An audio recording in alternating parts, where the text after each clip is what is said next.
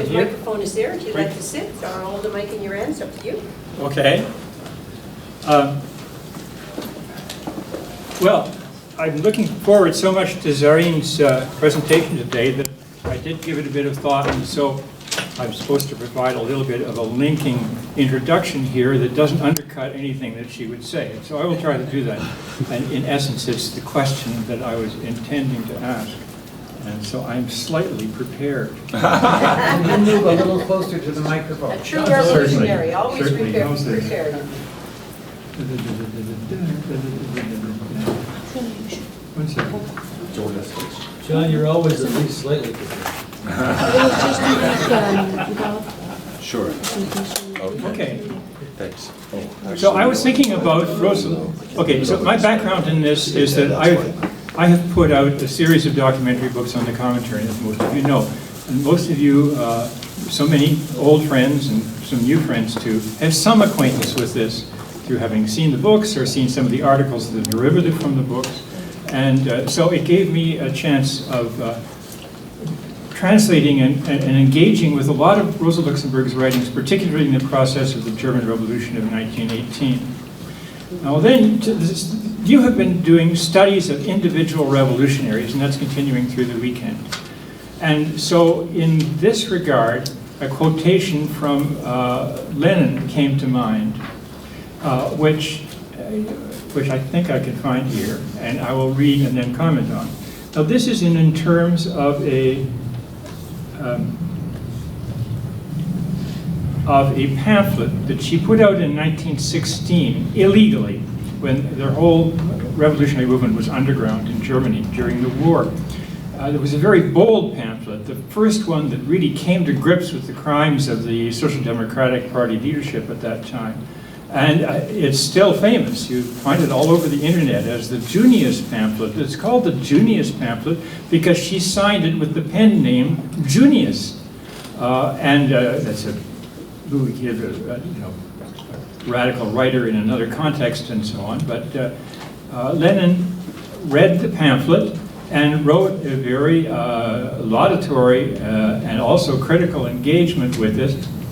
And then at the end of it, assuming that he should continue the fiction of saying that Junius was male, although it was immediately clear, when you read two paragraphs, if you're familiar with the period, you know immediately who it is. Anyway, Lenin said, the pamphlet of Junius conjures up in our mind the picture of a lone man, we mean woman of course, of a lone man who has no comrades in an illegal organization accustomed to thinking out revolutionary slogans to their conclusion and systematically educating the masses in their spirit.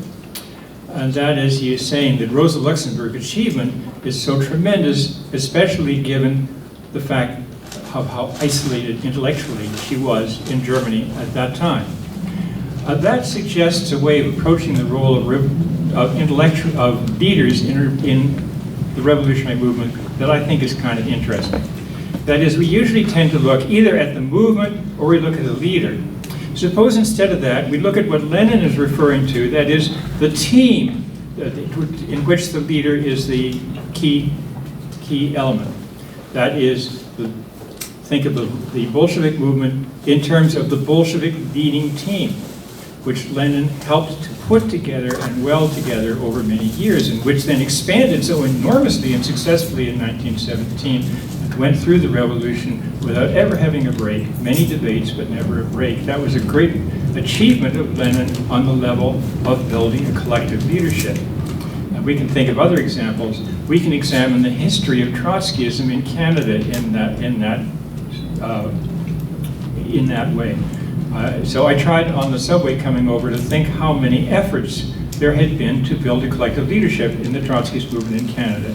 And I came up with 5. It might be 6. But one thing for sure is that we tried several times and never with lasting success. But there's another effort to build a collective revolutionary leadership in Canada right now, and it's going on right here. And it's making visible and evident progress. And I wish you well. I think it's a very important process, and perhaps the most important thing that socialist action is doing, to revive this tradition of creating a broader and collective leadership.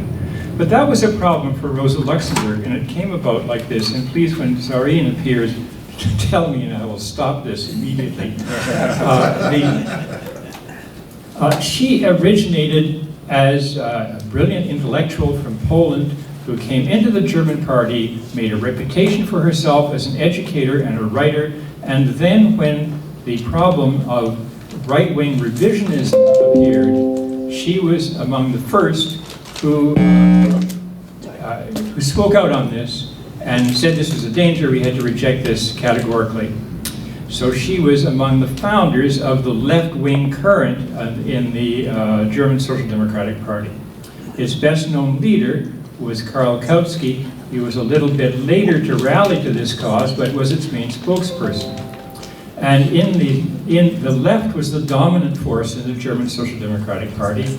So in that sense, she was part of a team, which included not only Kautsky but a broad range of left-wing figures in the German party.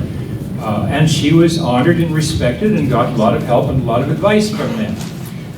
Not so honored by the German government, who threw her in jail at every opportunity, and she was in jail again at the time this pamphlet came out. But there it was. But that didn't last, because after the 1905 revolution in Russia, she started campaigning on the issue of mass strikes by working people, how that had set an example that should be considered and followed. And Kautsky and the German left wing in general did not go with her on that. And so by the time that you got to the beginning of the First World War in 1914, she was part of a very small group of the revolutionary left in the German Social Democrats. And one of the things, the problems was that the leaders of this were all a little bit at one remove from the German workers' movement.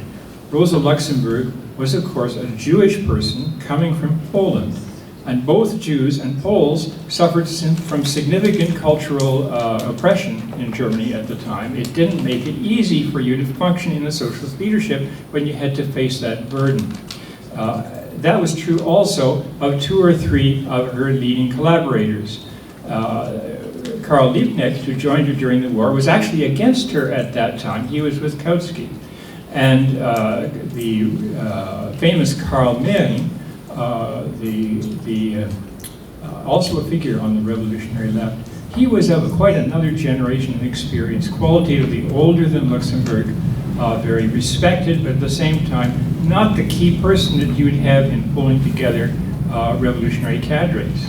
And so that was the obstacle that she faced during the First World War.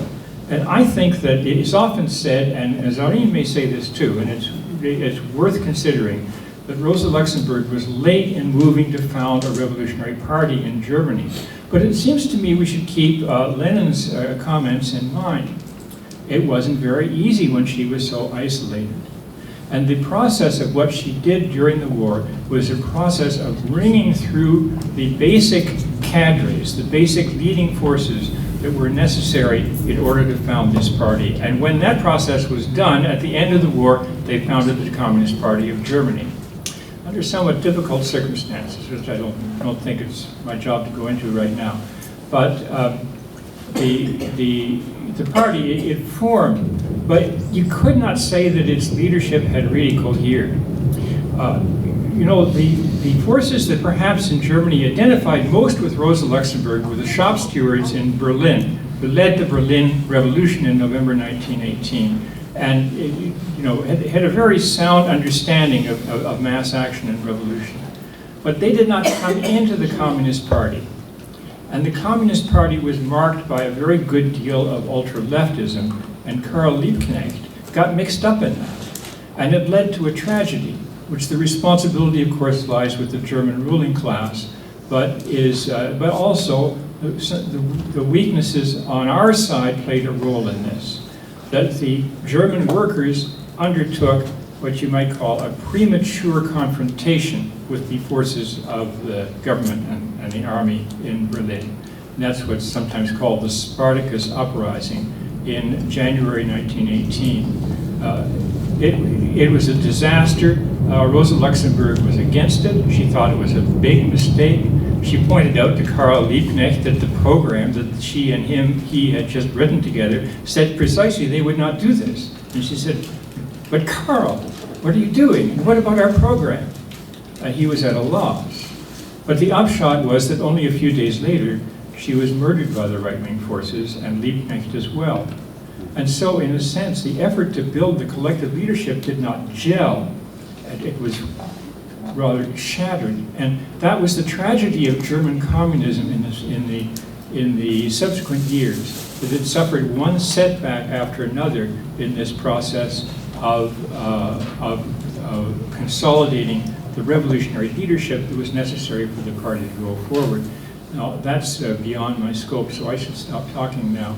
But, so I just wanted to say that that's a way of looking at Rosa Luxemburg's work, in which I think she did have this problem in mind all along, and worked on it, and made progress on it, and in her last years made decisive progress on it, but still because of a tragic experience and the brutality of the repression led, unfortunately, by the Social Democratic Party of Germany. She was killed, and the effort that she had led was not able to be consolidated. So thank you very much.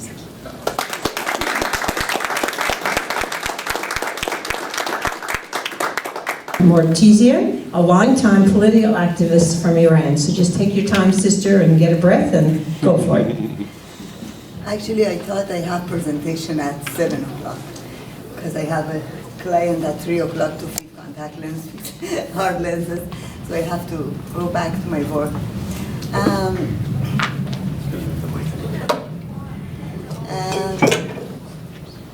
I call myself socialist, but I regret that I didn't study Rosa Luxemburg before I attend to any communist party. And I was part of a communist party in Iran, Tudeh party, which is very big party, big communist party of Iran, the first communist party of Iran. And unfortunately, I didn't have access to any of Rosa Luxemburg thought and belief. I experienced, actually I can say that, when she talks about centralism, I experienced that. And then when she talks about democracy, and then how important is democracy, I experienced that as well. I respect my fellow Communist Party. I have lots of respect. I've lost many of comrades. My husband was in prison for 11 years. And then I was in prison for a short time, but I was behind the prison for 11 years, just meeting my husband with those behind the wall. But I'm happy that I studied Rosa when I had opportunity to study more about her belief and thought. Rosa Luxemburg, before I start my speech, please accept my apology. English is my second language, and sometimes I'm struggling to find some exact words for explanation. Rosa Luxemburg was born in March 1871 in Zamok, in southeast of Poland. In that time, no unified Polish state. It was divided between Russian, German, and Austria empires. In that time, the question of independence was very important even for Polish movement. But even that time, Rosa believed that focusing on an independent Polish state would hinder the fight for liberation for all oppressed masses living under the Tsar. This is the issue that Rosa usually, in all of her in her consideration was nationalism. In the book of Reform and Revolution, Rosa opposed Bernstein. As we know that Bernstein began to argue that capitalism had changed since Marx. As we know that Marx believed the capitalism would create crisis, and then because he can't solve the crisis through cycle of crisis, like cycle of crisis are created by overproduction, and then those overproduction never could solve the problem of crisis. But it doesn't mean that Marx believed in deterministic. Marx was not deterministic. He also believed that through the movement we can overthrow the capitalist society. But at the same time, Bernstein argued that capitalism contradictions deepening as it aged. So Bernstein believed that capitalism can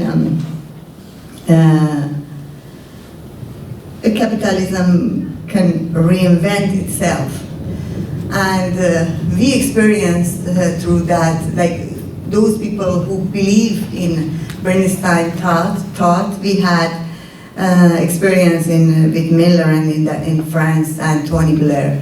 When they got the power, they actually forgot about socialism. So socialism is not just a nice idea. Is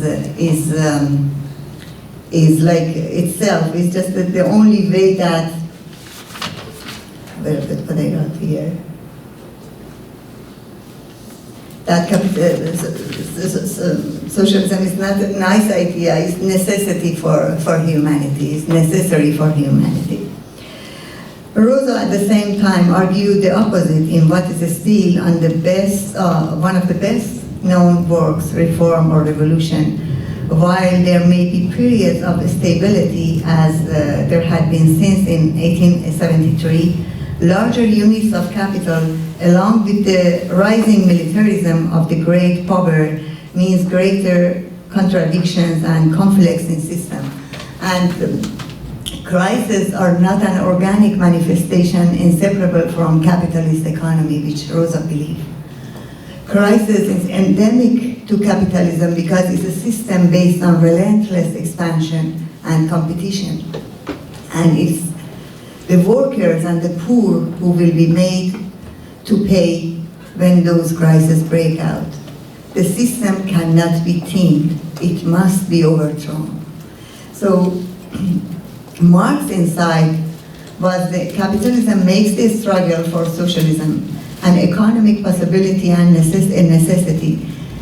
The means to provide a decent standard of living for everyone. Capitalism could not deliver this. The chaos of capitalism would bring not progress but destruction.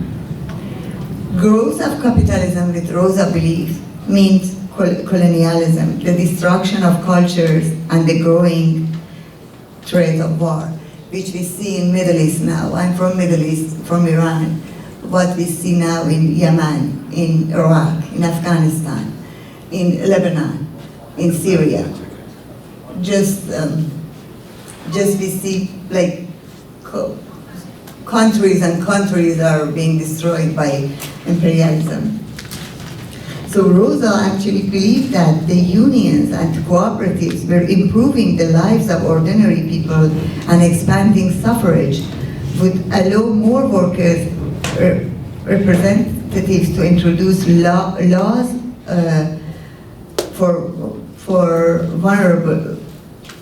favorable to workers.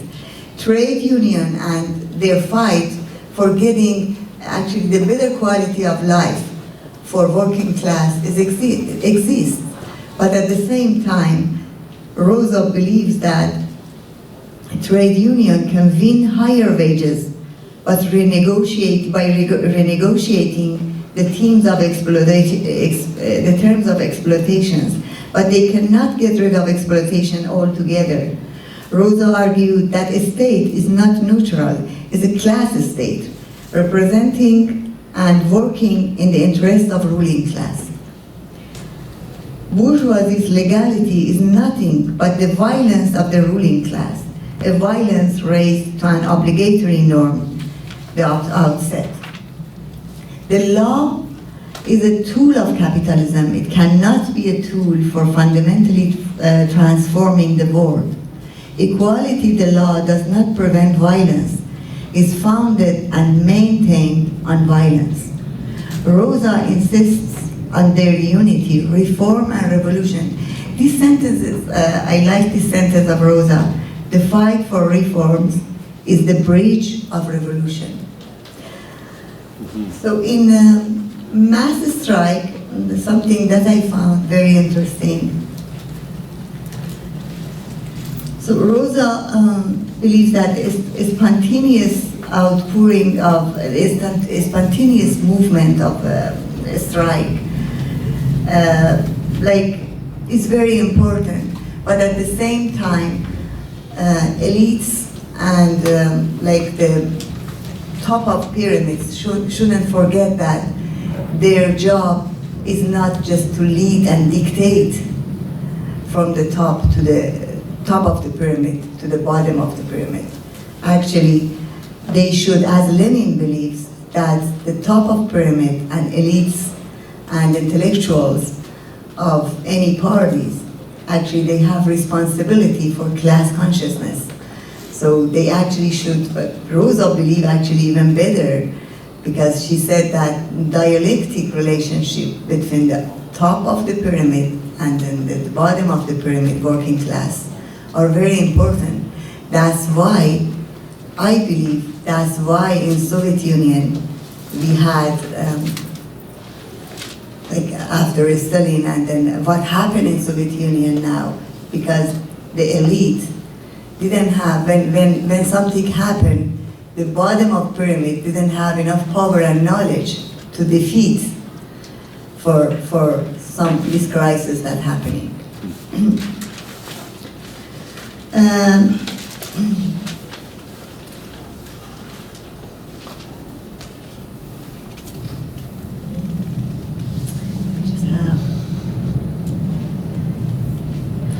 And then Rosa believed that the important matter is democracy. Rosa believed the dialectic concept between the bottom of the pyramid and the top is very important. And as we know, Gramsci, Rosa, and Lenin, all of them believe in a relationship between, for class consciousess. And Rosa has very good sentences, and as Gramsci had, to win hearts and minds, to win it's very important to win hearts and minds. The SPD meanwhile tended to separate the struggle into, the SPD didn't believe, the SPD believes that, so the political part of the mass strike is different from the economic struggle, which the Rosa didn't believe. So for Russian Revolution, I have just something to read to get to the fact of centralism that I found a very good article in Marxist.org. I just found some point to read it for you today. As we know, the impact of war was greater in Russia than in the other nation. She understood that the working classes is backward Russia could not win alone, as Marx believed that one country can't be socialist. There is only one serious guarantee against these neutral concerns for the future of the Russian Revolution. The awakening of the German proletariat, the attainment of a position of power by the German workers and soldiers in their own country, are revolutionary struggle for peace by the German people. With the German workers and soldiers, peace would be concluded immediately and would rest upon solid foundations. The Russian Revolution did develop in the course of 1917 with the workers' councils challenging the rule of the provincial government and the strikes and demonstration exploding through the summer. In October, the Bolsheviks led an insurrection with the slogan, "All power to the Soviets and provincial government." Fell. She was depressed at the lack of response by German workers and crucially their leadership in the SPD.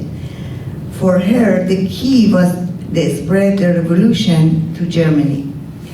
As in September 1908, she wrote a pamphlet, The Russian Revolution, which criticized the Bolsheviks for a lack of democracy that she thought would lead to trouble in the future, which we saw in the time of Stalin. However, she did have 4 specific areas of criticism: the land question, the national question, the Constituent Assembly. She also criticized their slogan of self-determination for all, the people of Russian Empire. Rosa thought that instead they would have called for revolutionary unity of the empire under Soviet control. The Constituent Assembly represented bourgeoisie democracy as she believes, a limited form of democracy that leaves untouched the power of the capitalist over the country, or over the economy. So in this pamphlet that I found in Marxist.org, which was very important for me, was organizational questions of the Russian social democracy, Leninism or Marxism. She pointed out some from that slogan that I mentioned here, that as Lenin's thesis is that the party central committee should have the privilege of naming all the local committees of the party. It should have the right to appoint the effective organs of all local bodies. It should also have the right to impose on all of them its own ready-made rules of party conduct. It should have the right to rule without appeal on such questions as the dissolution and reconstitution of local organizations. This way, the Central Committee would determine, to suit itself, the compositions of the highest party organs. The Central Committee would be the only thinking element in the party. All other groupings would be its executive limbs. What we are considering is the degree of centralization necessary inside the unified single Russian party. Lenin seems to slight this fact when he presents in the book, the book was One Step Forward, Two Steps Backward, the opinion that the revolutionary social democrat is nothing else than a Jacobin indissolubly joined to the organization of the proletariat, which has become conscious of its class interests. The tactics and concrete tasks of blanquist revolutionists had little connection with the elementary class struggle. They became the instruments of the Central Committee. However, social democratic activities carried on under radically different conditions. It arises historically out of the elementary class struggle. Now, Rosa said, now the two principles on which Lenin's centralism rests are precisely this: the blind subordination in the smallest detail of all party organs to the party's center, which alone thinks, guides, and decides for all. The rigorous separation of the organized nucleus of revolutionaries from a social revolutionary surrounding. The indispensable condition for the realization of social democratic centralism are, Rosa believes, the existence of a large contingent of workers educated in the class struggle, the possibility for the workers to develop their own political activity through direct influence of public life in a party press and public congress. The last, I don't want to make it long, but Rosa at the end of this article says, let us speak plainly. Historically, the errors committed by a truly revolutionary movement are infinitely more fruitful than the infallibility of the cleverest central committee. She believes that if even the bottom of pyramid do mistake is better than the central part of the party gives them direction without even they know that what are they doing. They're not the tools, this mass movement, and the class consciousness is very important. Thank you for listening to me. I wanted to prepare myself before I come here, so thank you.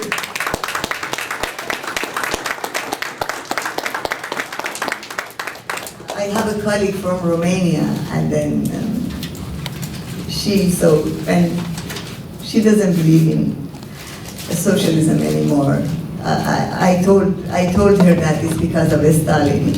It's not because of Socialist Party. But I wanted to present this one before I come here in front of her so she could correct me because of the English problem, Mr. Aguirre. You did fine, comrade, you did fine. Thank you. I Remember, my husband was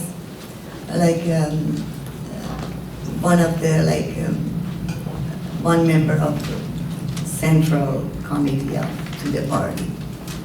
So I love that party because women movement in Iran started many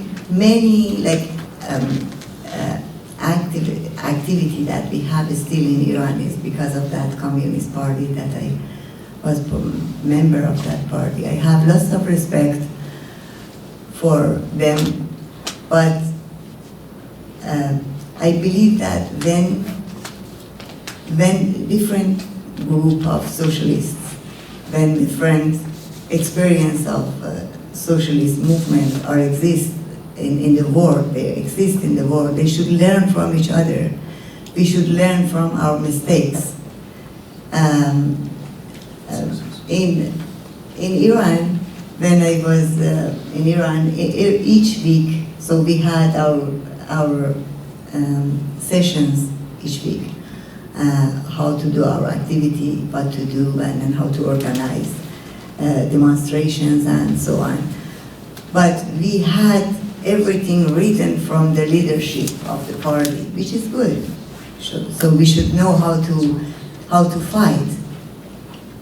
But at the same time, I believe that we should respect the experiences that each member of the party could find. In different provinces, the situation was different. So I think, because the party was following the Russian Communist Party, what do we call Barry in brotherhood? What do we call? Stalinist. Stalin. So the same, I believe that to the party was following the rule of Stalin, which if I was like, I became member of to the party when I was 17. So if I know that what Stalin did that time, I never was a member of that party. But I still believe that here in Canada, I found them, some of them are active, some of members of to the party are active here, but still they don't want to critique themselves that what we've done was good, what we've done was wrong. And then I believe that most of Communist Party in Iran believe in Stalinism. That's why I found you guys more interesting. But I forgot to tell something about even capital punishment, that Rosa even didn't believe in capital punishment. Didn't believe in, because she believes that mean doesn't just justify the act, which is very true. Because, and regarding your question, I believe that, no, I understand that Rosa, in that situation that we had in Russian Revolution, Lenin was in very tough situation, deciding what to do in that time, using promising the land or using nationalism.